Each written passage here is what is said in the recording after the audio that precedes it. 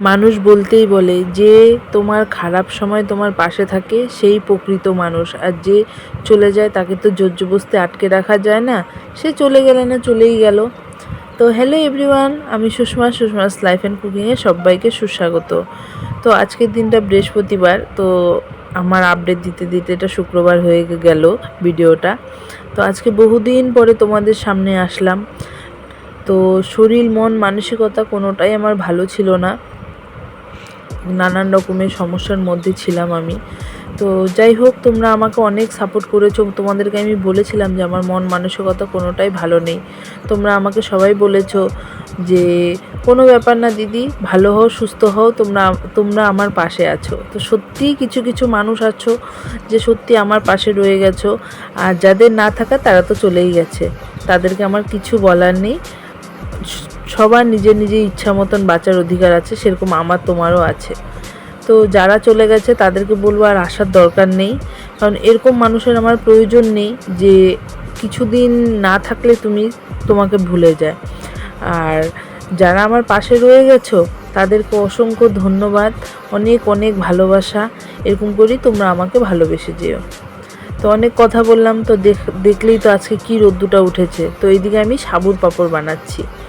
তো সাবুর পাঁপড় বানাচ্ছি কি, সাবু অনেকগুলো ছিল বাড়িতে, সেগুলোকে আমি সারা রাত ধরে ভিজিয়ে রেখেছিলাম। ভিজিয়ে সেটাকে মিক্সিতে ভালো করে পেস্ট করে নিয়েছি, আর পেস্ট করে ছেঁকে নিয়েছি। তারপরে একটা মশলা বানালাম, ওই যে শুকনো লঙ্কা আর জিরা। তারপরে সেই সাবুটাকে পাতলা করে জাল করে এই তো এমন করে পাঁপড়গুলো বানিয়ে নিচ্ছি। খুব খেতে কিন্তু দারুণ হয়। আমি প্রথম বানিয়েছি, কিন্তু এতটা ভালো হবে আমি বুঝতেই পারিনি জানো। দিচ্ছিলাম ও দিতেও বেশ সুন্দর লাগছিল। তো দেখছো কি সুন্দর লাগছে না বলো। তো যাই হোক, পাঁপড়গুলো দিচ্ছি। আজকে বাড়িতে অনেক কাজ, কেন কাজ কিসের জন্য কাজ সেগুলোও সব বলবো। আবার ব্যাংকেও দৌড়ে যেতে হবে জানো। এই যে আমি দিয়েছি, এখন ওই পূজা দিচ্ছে। তো খুব মজা লাগছিল দিতে। তো সাবুর পাঁপড়গুলো যে এত ভালো হবে আমি ভাবতেও পারিনি, কারণ জীবনে প্রথমবার দিয়েছি। তো আগেও আমি চালের পাঁপড় বানিয়েছি, তারপরে আলুর পাঁপড় বানিয়েছি, সাবুরটা না কোনোদিনও বানাইনি। কিন্তু যে সাবুর পাঁপড়টাতে সাকসেস হয়ে যাব বুঝতে পারিনি। তো যাই হোক, তো এগুলো তো শুকাতে দিয়ে গেলাম। এখন প্রায় সকাল 8:30টার মতন বাজছে। আমার স্নান দান সবই কমপ্লিট, পূজা পাঠ সব কমপ্লিট, তোমরা দেখতেই পেলে। আর রোদ্দুটা যা উঠেছে না, 42°C, বুঝতে পারছো। পাঁপড় শুকাবে না মানে পাঁপড় বাপ বাপ বলে শুকিয়ে যাবে, আজকেই শুকিয়ে যাবে দেখবে। তো চলো, তো বাড়িতে বহু কাজ আছে, তো চলো বাড়ি যাই।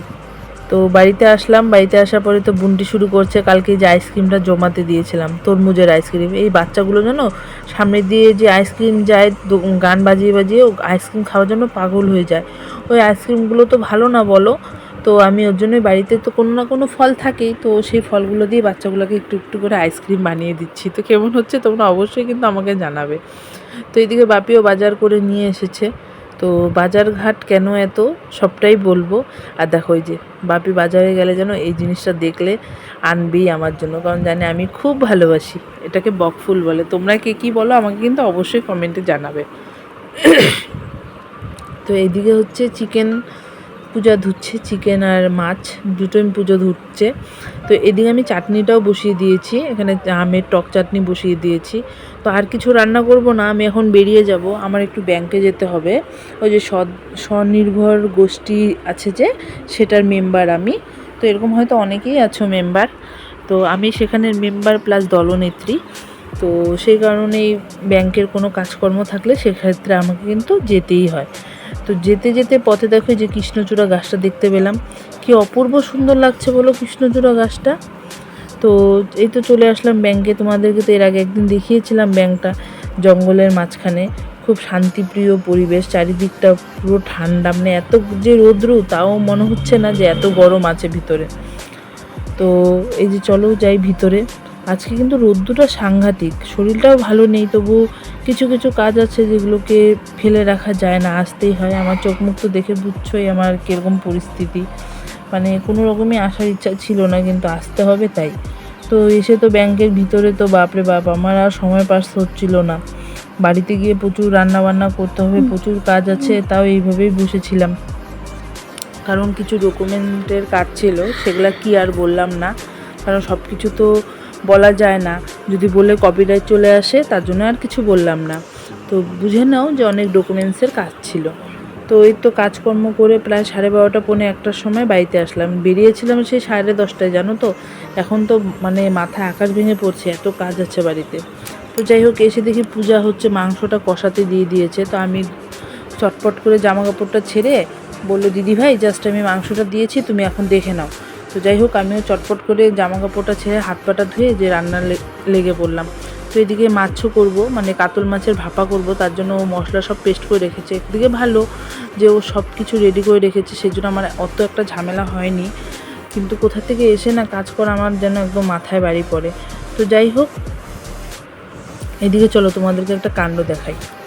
এদিকে একটু মাংস গ্রেভি নিয়ে নিয়েছি।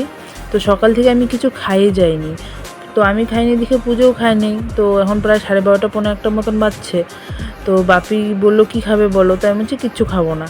তো তবুও দেখি ফ্রিজের থেকে পাউরুটি বের করে পাউরুটিগুলোকে সেঁকছে, কয় কি যে চিকেন কষা দিয়ে খেয়ে নাও। তো যাই হোক, তারপরে খেলাম, খেয়ে দিয়ে কাজকর্ম করে রান্নাবাড়ি করলাম। রান্নাবাড়ি করে এই তো এখন দুপুর প্রায় 2:30টার মতন বাজছে, না 3টার মতন বাজছে। তার মাঝে গিয়েছিলাম মন্দিরে ওই পাঁপড়গুলোকে দেখতে। তো 2:30টার মতন বাজছে, খাওয়া দাওয়া করে একটু রেস্ট করে নিলাম, কারণ সারাদিন খুব দৌড়াদৌড়ির মধ্যেই কাটলো। তো এখন প্রায় সন্ধ্যার এই 5টার মতন বাজছে। যে শাশুড়ি মা না সন্ধ্যার পরে মানে বিকালবেলার দিকে এখানেই বসে থাকে। এখানে অনেক লোকজন বসে, উনি বসে হাওয়া ঠাওয়া খায়। তো বয়স্ক মানুষ, তো আরও বয়স্ক লোকেরা থাকে এখানে, বাচ্চা কাচ্চারা সবাই মাঠে খেলাধুলা করছে। তো যাই হোক, তো ক্যামেরাটা আমার প্রচণ্ড কাঁপছে, বললাম না শরীরটা ভালো নেই, হাত পাগুলো কাঁপছে। তো যাই হোক, এই মন্দিরে চলে আসলাম। আমি বললাম না যে সব রান্নাবান্না করে মাঝখানে মন্দিরে এসেছিলাম, এসে দেখেছি পাঁপড়গুলোর কী পরিস্থিতি। তো সে দেখি বেশিরভাগ পাঁপড়ই শুকিয়ে গেছে।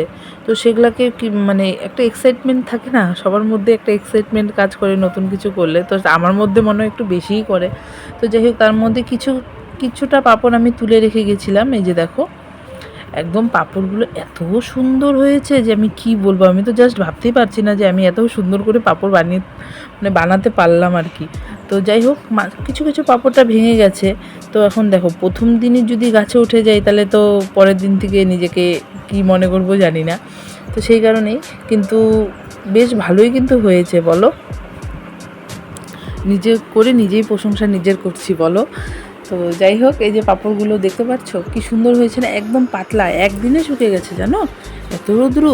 তো চলো তোমাদেরকে কয়েকটা ভেজে দেখাচ্ছি যে এটা কতটা সুন্দর আর কতটা ভালো হয়েছে।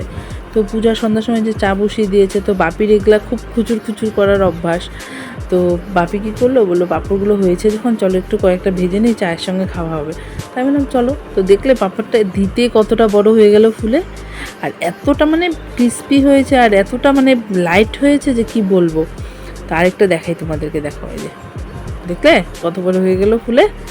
তো বেশ ভালোই লাগছিল। নিচের হাতে কিছু তৈরি করলাম, তৈরি করে মানে এরকম কিছু একটা, রান্নাবাড়ি তো রোজ দিন সবাই করে, মানে এরকম কিছু একটা তৈরি করলাম। তো বেশ ভালোই লাগলো। তো এদিকে এখন প্রায় রাত্রে 8:30 পৌনে 9টার মতন বাজছে। তো আমি এদিকে 5 রকম ভাজা করেছি, স্যালাড খেতে রেখেছি, পাঁপড় ভেজেছি। তো এদিকে যে আসবে তার জন্য সব খাবার রেডি করে রেখেছি। তো অনুষ্ঠানটা কি একটু বলো তো দেখি, শুনি কেউ পারো নাকি। তো আমার ভিডিওগুলো যদি তোমাদের ভালো লাগে অবশ্যই লাইক কমেন্ট শেয়ার করো, আর আমার চ্যানেলটিকে অবশ্যই সাবস্ক্রাইব করে যেও। আর কোথাও ভুল ত্রুটি করে থাকলে অবশ্যই ক্ষমা করে দিও। তো আমি রান্না করেছিলাম চিকেন কষা, কাতল ভাপা, মাছের মাথা দিয়ে মুগ ডাল, টক ঝাল চাটনি আমের, এদিকে হচ্ছে 5 রকম ভাজা, পাঁপড়, আর ফ্রিজে আছে স্প্রাইট। দাঁড়াও দেখাচ্ছি। এই জানো, এই স্প্রাইট না কিন্তু, এটা জলের বোতল বের করে ফেলেছি ভুলে বলে স্প্রাইটের বদলে। এই যে স্প্রাইটটা, মানে বোতলে এখন সবার বাড়িতে কিন্তু ফ্রিজে কিন্তু স্প্রাইটের বোতল থাকবেই জল ভরা বলো। তো যাই হোক, এই যে যার আজকে প্রোগ্রামে, এই যে এটা কে বলো তো, তোমরা চিনতে পারছো নাকি দেখি, বলো তো দেখি কে এটা। এটা হচ্ছে আমার ছেলের ম্যাডাম। তো ওর সামনে বিয়ে, তো তার জন্য আমি আজকে ওকে আইবুড়ো ভাত দিলাম। ও তো একটা অফিসের জব করে, তো ওর জন্য ও রাত্রে খেতে এসেছে। তো খাওয়া দাওয়া করে চলে গেল, এখন 11:15 মতন বাজছে। তো চলো আমরাও আজকে খেয়ে নিই। জানি না ব্লগটা তোমাদের কেমন লাগবে।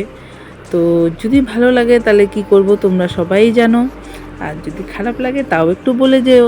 তাহলে আজ তবে আসি, সবাই ভালো থেকো, সুস্থ থেকো, দেখাবে পরের ভিডিওতে। টাটা বাই বাই, আবার যেন দেখা পাই।